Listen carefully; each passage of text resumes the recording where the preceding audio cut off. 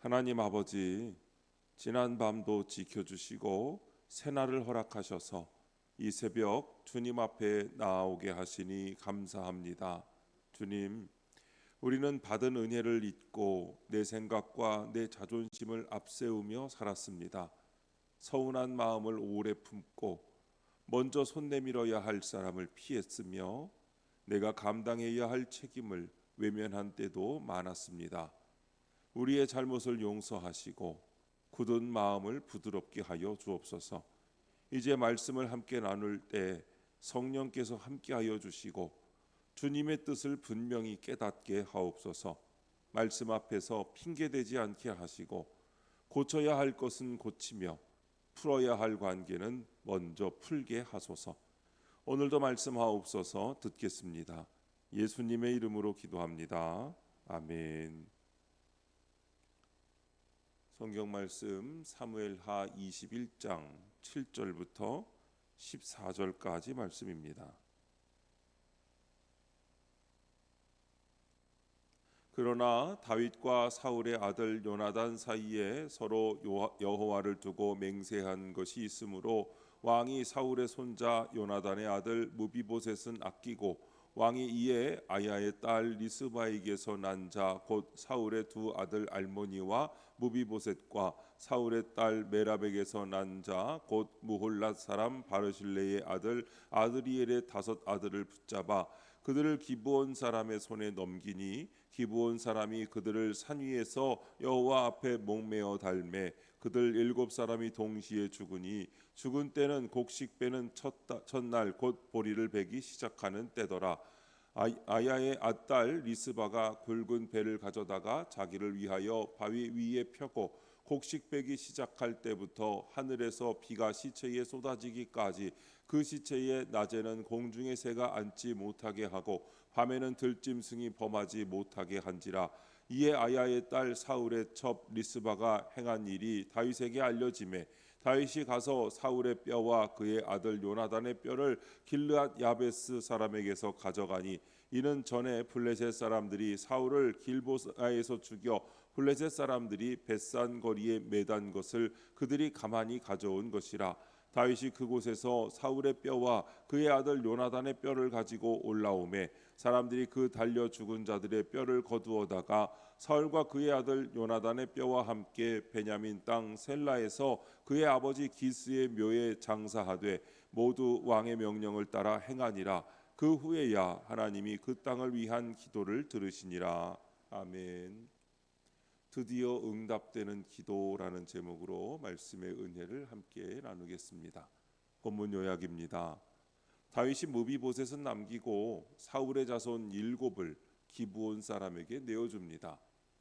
리스바가 죽은 아들들의 시체를 밤낮으로 지키며 굵은 배를 펴자 이에 감동한 다윗은 그들의 시신을 사울과 요나단의 뼈와 함께 장사합니다. 그 후에야 하나님이 그 땅을 위한 기도를 들으십니다. 첫 번째, 약속대로 남은 무비보셋 7절부터 9절입니다. 사울의 7자손이 처형당함으로 죄의 대가가 치러집니다. 이 비극에서 무비보셋이 살아남은 것은 다윗과 요나단이 맺은 언약 때문입니다. 사울의 자손들처럼 우리 역시 죽어 마땅한 죄인입니다. 그러나 예수 그리스도의 십자가 언약 덕분에 심판을 면하고 생명을 얻었습니다. 세상은 힘 있는 자가 살아남는다고 하지만 성경은 약속 안에 있는 자가 산다고 합니다. 나의 나 된 것은 오직 예수께서 핏값을 치르신 은혜 덕분입니다. 적용 질문입니다. 죄로 죽을 수밖에 없는 나를 살리신 주님의 십자가 언약을 기억합니까? 내 공로가 아닌 오직 은혜로 살고 있음을 인정합니까? 우리는 십자가의 은혜를 믿는다고 고백하면서도 실제로는 자신의 수고와 성실함을 근거로 살아갈 때가 많습니다. 일이 잘 되면 내가 잘해서 된 것처럼 여기고 뜻대로 되지 않으면 하나님께 서운해합니다. 그러나 죄로 죽을 수밖에 없는 우리를 살리신 것은 우리의 공로가 아니라 예수 그리스도의 십자가 언약입니다. 이 사실을 잊으면 신앙은 감사보다 자랑으로 기울고 다른 사람의 부족함을 쉽게 판단하게 됩니다. 주님의 십자가 언약을 기억한다는 것은 구원의 교리를 아는 데 그치지 않습니다. 내가 지금 살아있는 것, 다시 일어설 수 있는 것, 하나님 앞에 나아갈 수 있는 모든 근거가 오직 은혜임을 인정하는 것입니다. 그러므로 잘못했을 때 변명보다 회개를 택하고 다른 사람의 허물 앞에서는 정죄보다 긍휼을 베풀어야 합니다.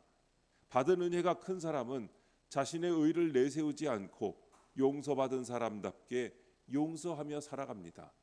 오늘도 내 공로가 아니라 십자가의 은혜로 사는 사람임을 마음에 새기고 그 은혜를 감사와 겸손과 사랑으로 흘려보내는 삶을 살아가시기 바랍니다.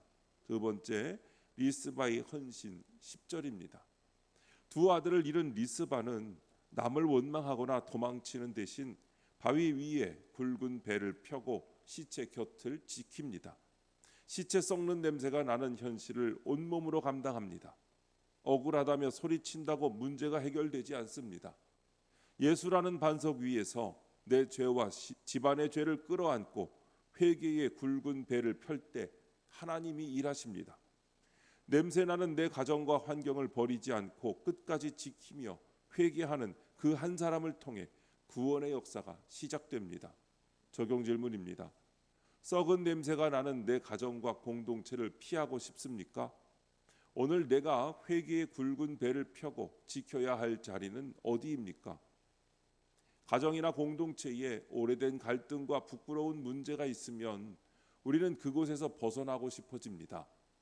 내가 잘못한 것도 아닌데 왜 내가 감당해야 하나 생각하며 책임을 다른 사람에게 돌리기도 합니다. 그러나 문제를 피한다고 상처가 없어지는 것은 아닙니다.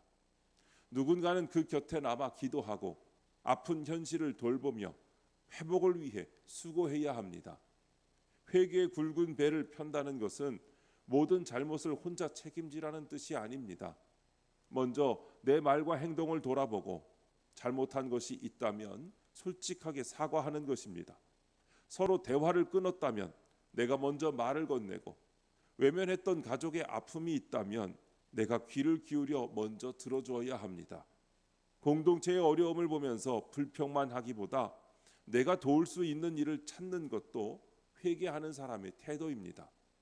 오늘 내가 회개하며 지켜야 할 곳은 외면하고 떠나고 싶었던 바로 그 가정과 공동체입니다.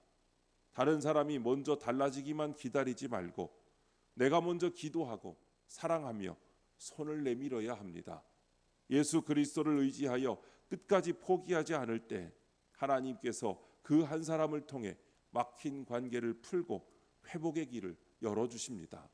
세 번째, 그 후에야 들으시니라 11절부터 14절입니다. 리스바의 회개가 다윗을 일깨웁니다. 다윗은 자신의 책임을 깨닫고 사울과 요나단의 뼈를 찾아와 죽임당한 사울 자손들의 시신과 함께 장사합니다. 원수였던 사울 집안을 끝까지 예우하며 미움과 갈등의 뼈를 묻어주니 그 후에야 하나님이 기도를 들으십니다. 우리도 지체의 헌신적인 적용을 볼 때 마음의 찔림을 받아야 합니다. 용서하지 않고 방치하던 관계를 찾아 원망의 뼈를 묻어주고 화해할 때 하늘문이 열리고 기도가 응답됩니다.